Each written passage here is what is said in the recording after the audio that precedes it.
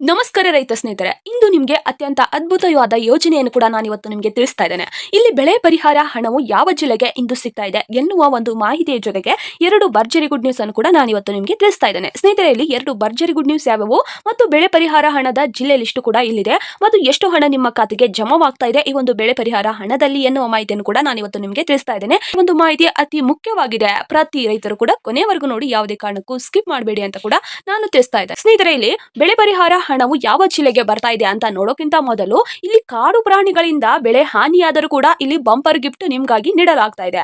ಏನಂದ್ರೆ, ಇಷ್ಟು ವರ್ಷನೂ ಈ ಒಂದು ಯೋಜನೆ ಜಾರಿಗೆ ಇದ್ದಿದ್ದಿಲ್ಲ. ಸರ್ಕಾರದಿಂದ 2026ಕ್ಕೆ ಈ ಒಂದು ಯೋಜನೆಯನ್ನು ಜಾರಿಗೆ ಮಾಡ್ತೇವೆ ಎನ್ನುವ ಮಾಹಿತಿಯನ್ನು ಕೂಡ ಇಂದು ತಿಳಿಸಿದ್ದಾರೆ. ಹೌದು, ಇಲ್ಲಿ ಕಾಡುಗಾವಲು ಹತ್ರ ಮನೆಗಳಿರ್ತವೆ, ಹೊಲಗಳಿರ್ತವೆ. ಆ ಒಂದು ಹೊಲಗಳಲ್ಲಿ ಪ್ರತಿಯೊಂದು ಬೆಳೆಗೂ ಒಂದು ನಾಶವಾಗುವ ಒಂದು ಸಂದರ್ಭ ಬಂದಿರುತ್ತದೆ. ಅಂದ್ರೆ ಯಾವುದೇ ಒಂದು ಬಿತ್ತನೆ ಮಾಡಿದ್ರು ಕಾಡು ಪ್ರಾಣಿಗಳು ಬಂದು ಅದನ್ನು ನಾಶ ಮಾಡುತ್ತದೆ ಅಥವಾ ತಿನ್ನುತ್ತದೆ.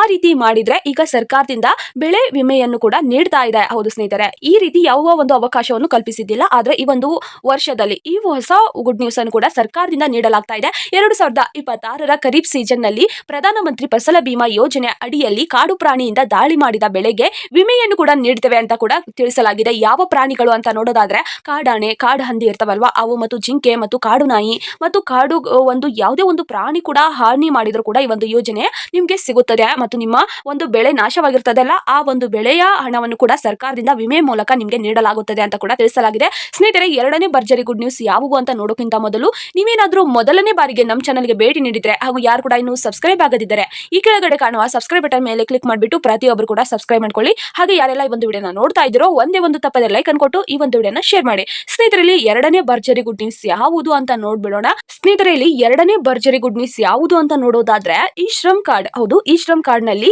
ಇರುವ ಹೊಸ ಲಾಭಗಳನ್ನು ಕೂಡ ನೀಡಲಾಗ್ತಾ ಇದೆ. ಮೊದಲಿಗೆ ಈ ಶ್ರಮ್ ಕಾರ್ಡ್ ನಲ್ಲಿ ಸ್ವಲ್ಪ ಲಾಭಗಳಿತ್ತು, ಆದ್ರೆ ಈಗ ಸರ್ಕಾರದಿಂದ ಹೊಸ ನಿಯಮವನ್ನು ಕೂಡ ಜಾರಿಗೆ ತಂದಿದೆ.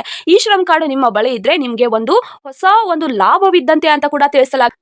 ಸ್ನೇಹಿತರಲ್ಲಿ ಈ ಶ್ರಮ್ ಕಾರ್ಡ್ ದಿಂದ ಎಷ್ಟು ಅನುಕೂಲತೆ ಇದೆ ಅಂತ ನೋಡೋದಾದ್ರೆ, ಮೊದಲನೆಯದು ವಾರ್ಷಿಕ ಆದಾಯ. ಸ್ನೇಹಿತರೆ, ಇಲ್ಲಿ ಈ ಶ್ರಮ್ ಕಾರ್ಡ್ ಇದ್ದರೆ ಮಾಸಿಕವಾಗಿ ನಿಮ್ಗೆ 3,000ವನ್ನು ಕೂಡ ನೀಡ್ತಾ ಇದ್ದಾರೆ. ಇಲ್ಲಿ ವೃದ್ಧಾಪ್ಯ ಪಿಂಚಣಿಯಾಗಿ ನಿಮ್ಗೆ ನೀಡ್ತಾ ಇದ್ದಾರೆ. ಮತ್ತು ಈ ಶ್ರಮ್ ಕಾರ್ಡ್ ಇದ್ರೆ ಅವರಿಗೆ ಇಷ್ಟು ಲಾಭಗಳಿದೆ ಅಂತ ಕೂಡ ತಿಳಿಸಲಾಗಿದೆ.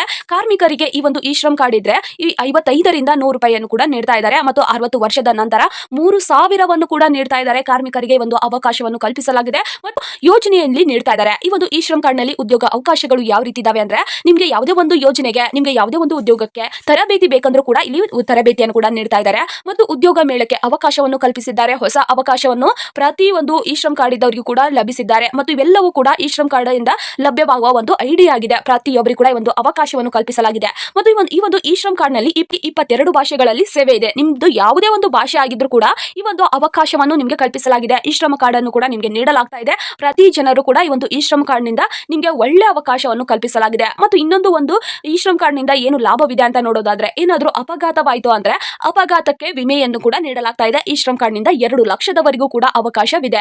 ಶಾಶ್ವತವಾಗಿ ಅಂಗವಿಕಲರಾದ್ರೆ ಅಥವಾ ಏನೋ ಒಂದು ಸಮಸ್ಯೆ ಆಗಿ ನಿಮ್ಮ ಸಾವೇ ಬಂದ್ರು ಕೂಡ ಈ ಒಂದು 2 ಲಕ್ಷದವರೆಗೂ ಕೂಡ ನಿಮ್ಗೆ ಈ ಒಂದು ಯೋಜನೆಯಲ್ಲಿ ಸಿಗ್ತಾ ಇದೆ. ಈ ಶ್ರಮ್ ಕಾರ್ಡ್ ಇದ್ರೆ ಇಷ್ಟು ಅವಕಾಶವನ್ನು ಕಲ್ಪಿಸಲಾಗಿದೆ. ಯಾವಾಗ ಏನಾಗುತ್ತದೆ ಅಂತ ಕೂಡ ಗೊತ್ತಿರೋದಿಲ್ಲ. ಪ್ರತಿಯೊಬ್ಬರು ಕೂಡ ಈ ಶ್ರಮ್ ಕಾರ್ಡ್ ಅನ್ನು ಮಾಡಿಸಿಕೊಂಡು ಈ ಒಂದು ಯೋಜನೆಯನ್ನು ಪಡೆದುಕೊಳ್ಳಿ.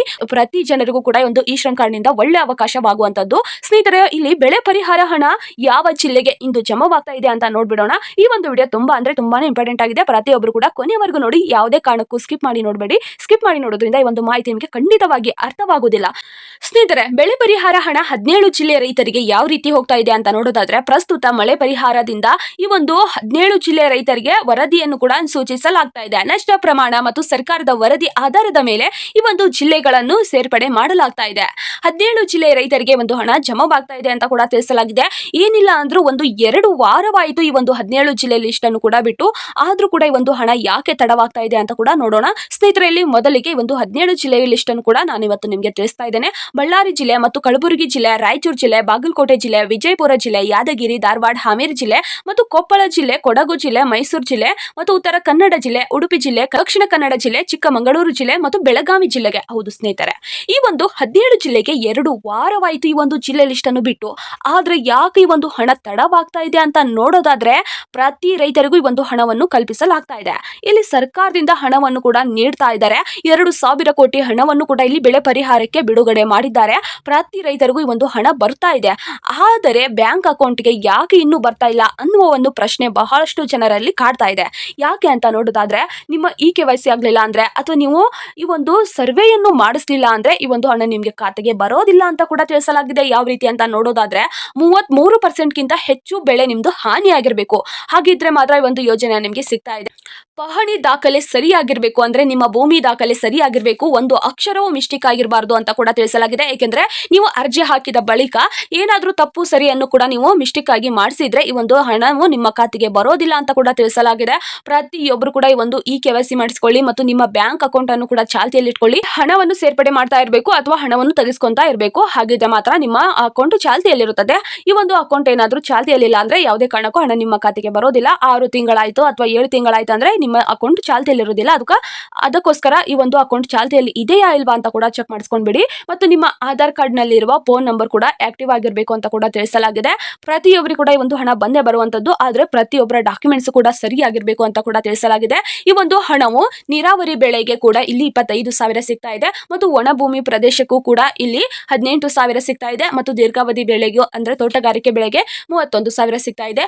ಜಿಲ್ಲೆಯ ಲಿಸ್ಟ್ ಅನ್ನು ಕೂಡ ನಾನು ಇವತ್ತು ನಿಮಗೆ ತಿಳಿಸಿದ್ದೇನೆ. ಈ ಒಂದು ಜಿಲ್ಲೆಯ ರೈತರು ಮಾತ್ರ ಅಲ್ಲ, ಪ್ರತಿಯೊಬ್ಬ ಕರ್ನಾಟಕದ ರೈತರಿಗೂ ಈ ಒಂದು ಹಣವನ್ನು ಕಾಯ್ತಾ ಕೂತ್ಕೊಂಡಿದ್ದಾರೆ. ಆದ್ರೆ ಈ ಒಂದು ಹಣ ಯಾಕೆ ಇಷ್ಟು ತಡವಾಗ್ತಾ ಇದೆ ಎನ್ನುವ ಮಾಹಿತಿಯನ್ನು ಕೂಡ ನಾನು ಮುಂದಿನ ವಿಡಿಯೋದಲ್ಲಿ ನಿಮಗೆ ತಿಳಿಸ್ತಾ ಇದ್ದೇನೆ.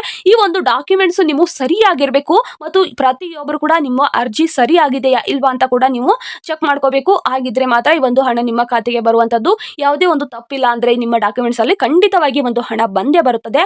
ಆದ್ರೆ ಈ ಒಂದು ಹಣವನ್ನು ನೀವು ಈ ಒಂದು ಡಾಕ್ಯುಮೆಂಟ್ಸ್ ಯಾವ ರೀತಿ ಚೆಕ್ ಮಾಡಬೇಕು ಅನ್ನೋರಿದ್ರೆ ರೈತ ಸಂಪರ್ಕ ಕೇಂದ್ರ ಅಥವಾ ತಹಶೀಲ್ದಾರ್ ಕಚೇರಿ ಕೇಂದ್ರ ಇರ್ತಾವಲ್ವಾ, ಅಲ್ಲಿ ಹೋಗಿ ಈ ಒಂದು ಮಾಹಿತಿಯನ್ನು ಅವ್ರಿಗೆ ತಿಳಿಸಿ ನಮ್ಮ ಡಾಕ್ಯುಮೆಂಟ್ಸ್ ಯಾವ್ದಾದ್ರು ತಪ್ಪಿದೆಯಾ ಇಲ್ವಾ ಅಂತ ಕೂಡ ಚೆಕ್ ಮಾಡಿಸ್ಕೊಂಡ್ರೆ ಅವರು ನಿಮ್ಗೆ ಕ್ಲಿಯರ್ ಆಗಿ ಹೇಳ್ತಾರೆ. ತಪ್ಪಿದ್ರೆ ತಪ್ಪು ಅಂತ ಹೇಳ್ತಾರೆ, ಸರಿಯಾಗಿದ್ರೆ ಸರಿಯಾಗಿದೆ ಅಂತ ಹೇಳ್ತಾರೆ. ಪ್ರತಿಯೊಬ್ಬ ಡಾಕ್ಯುಮೆಂಟ್ಸ್ ಅನ್ನು ಕೂಡ ನೀವು ಸರಿಪಡಿಸಿಕೊಳ್ಳಿ. ಮತ್ತು ಈ ಒಂದು ಹಣ ಬಿಡುಗಡೆ ಮಾಡೋದಕ್ಕೆ ಈಗ ಸರ್ಕಾರ ನಿರಂತರವಾಗಿ ನಿಂತಿದೆ. ಇಲ್ಲಿ 2,000 ಕೋಟಿ ಹಣವನ್ನು ಕೂಡ ಬಿಡುಗಡೆ ಮಾಡಿದೆ. ಪ್ರತಿ ರೈತರಿಗೂ ಕೂಡ ಈ ಒಂದು ಹಣ ಜಮವಾಗ್ತಾ ಇದೆ. ಇವಾಗ 2-3 ದಿನದಲ್ಲಿ ಈ ಒಂದು ಜಿಲ್ಲೆಗಳಿಗೆ ನಾ ಹೇಳಿದೆ ಅಲ್ವಾ, ಈ ಒಂದು 17 ಜಿಲ್ಲೆಯ ರೈತರಿಗೆ ಬರ್ತಾ ಇದೆ. ಆದರೆ ಈ ಒಂದು 2 ವಾರವಾಯಿತು ಈ ಒಂದು ಜಿಲ್ಲೆಗೆ ಹಾಕಬೇಕು ಅಂತ ಕೂಡ ಜಿಲ್ಲೆ ಲಿಸ್ಟ್ ಅನ್ನು ಕೂಡ ಬಿಟ್ಟು. ಸ್ನೇಹಿತರೆ, ಈಗ ಜಿಲ್ಲೆಗೆ ಬರ್ತಾ ಇದೆ. ಇನ್ನು 2-3 ದಿನದಲ್ಲಿ ಜಿಲ್ಲೆಗೆ ಬರ್ತಾ ಇದೆ. ಜಿಲ್ಲೆಗೆ ಬಂದ ನಂತರ ತಾಲೂಕಿಗೆ ಬರಬೇಕು. ತಾಲೂಕಿಗೆ ಬಂದ ನಂತರ ಗ್ರಾಮಕ್ಕೆ ಬಂದು ರೈತರ ಖಾತೆಗೆ ತಲುಪಬೇಕಾಗಿದೆ. ಅದಕ್ಕೋಸ್ಕರ ಇನ್ನು 1 ವಾರ ಆದ್ರೂ ಬೇಕಾಗಿರುತ್ತದೆ. ಪ್ರತಿಯೊಬ್ಬರು ಕೂಡ ನಿಮ್ಮ ಡಾಕ್ಯುಮೆಂಟ್ಸ್ ಸರಿಯಾಗಿದೆಯಾ ಇಲ್ವಾ ಅಂತ ಕೂಡ ಒಂದ್ಸರಿ ಚೆಕ್ ಮಾಡ್ಕೊಂಡ್ಬಿಡಿ. ಸರಿ ಇದ್ರೆ ನೀವು ಚಿಂತಿಸಲೇಬೇಡಿ, ಈ ಒಂದು ಹಣ ನಿಮ್ಮ ಖಾತೆಗೆ ಬಂದೇ ಬರುವಂತದ್ದು. ಸ್ನೇಹಿತರೆ, ಈ ಒಂದು ಮಾಹಿತಿ ನಿಮಗೆ ಉಪಯುಕ್ತವಾಗಿದೆ ಅಂತ ಕೂಡ ನಾನು ವಿಡಿಯೋ ಮುಖಾಂತರ ನಿಮಗೆ ತಿಳಿಸಿದ್ದೇನೆ. ಈ ಒಂದು ಮಾಹಿತಿ ನಿಮಗೆ ಉಪಯುಕ್ತವಾಗಿದ್ರೆ ಒಂದೇ ಒಂದು ತಪ್ಪದೆ ಲೈಕ್ ಅನ್ನು ಕೊಟ್ಟು ನಿಮ್ಮ ಸ್ನೇಹಿತರಿಗೂ ಈ ಒಂದು ವಿಡಿಯೋನ ಶೇರ್ ಮಾಡಿ. ನಿಮ್ಮ ರೈತ ಸಂಪರ್ಕ ವಾಟ್ಸ್ಆಪ್ ಇರ್ತಾವಲ್ವಾ, ಆ ಒಂದು ರೈತ ಸಂಪರ್ಕ ಈ ಒಂದು ವಾಟ್ಸ್ಆಪ್ಗೆ ಗ್ರೂಪ್ಗೆ ಈ ಒಂದು ವಿಡಿಯೋನ ಶೇರ್ ಮಾಡಿ. ಅವ್ರಿಗೂ ಕೂಡ ಬಹಳಷ್ಟು ರೈತರಿಗೆ ಒಂದು ಯೋಜನೆ ಅರ್ಥವಾಗುವಂತದ್ದು. ಪ್ರತಿಯೊಬ್ಬರು ಕೂಡ ಸಬ್ಸ್ಕ್ರೈಬ್ ಮಾಡ್ಕೊಳ್ಳಿ. ಸಬ್ಸ್ಕ್ರೈಬ್ ಮಾಡ್ಕೊಳ್ಳೋದ್ರಿಂದ ಸರ್ಕಾರದಿಂದ ಯಾವುದೇ ಒಂದು ಹೊಸ ಯೋಜನೆ ಬಿಟ್ಟರು ಕೂಡ ನಾನು ಆದಷ್ಟು ಬೇಗ ನಿಮಗೆ ವಿಡಿಯೋ ಮುಖಾಂತರ ತಿಳಿಸ್ತೇನೆ. ಈಗ 2-3 ದಿನದಲ್ಲಿ ಜಿಲ್ಲೆ ಲಿಸ್ಟ್ ಕೂಡ ಬಿಡ್ತಾ ಇದ್ದಾರೆ. ಈ ಒಂದು ಜಿಲ್ಲೆ ಲಿಸ್ಟ್ ಅನ್ನು ಕೂಡ ಬಿಟ್ಟು 2 ವಾರವಾಯಿತು ಇಷ್ಟು ಜಿಲ್ಲೆಗೆ ಬರ್ತದೆ ಅಂತ ಹೇಳಿ. ಮತ್ತು ಮುಂದಿನ ಜಿಲ್ಲೆ ಲಿಸ್ಟ್ ಯಾವಾಗ ಬಿಡ್ತಾರೋ ಅವಾಗಲೇ ನಾನು ನಿಮಗೆ ವಿಡಿಯೋ ಮುಖಾಂತರ ತಿಳಿಸ್ತೇನೆ. ಸ್ನೇಹಿತರೆ, ಈ ಒಂದು ವಿಡಿಯೋನ ಕೊನೆವರೆಗೂ ನೋಡಿದ್ದಕ್ಕೆ ಹೃದಯಪೂರ್ವಕವಾಗಿ ಧನ್ಯವಾದಗಳು.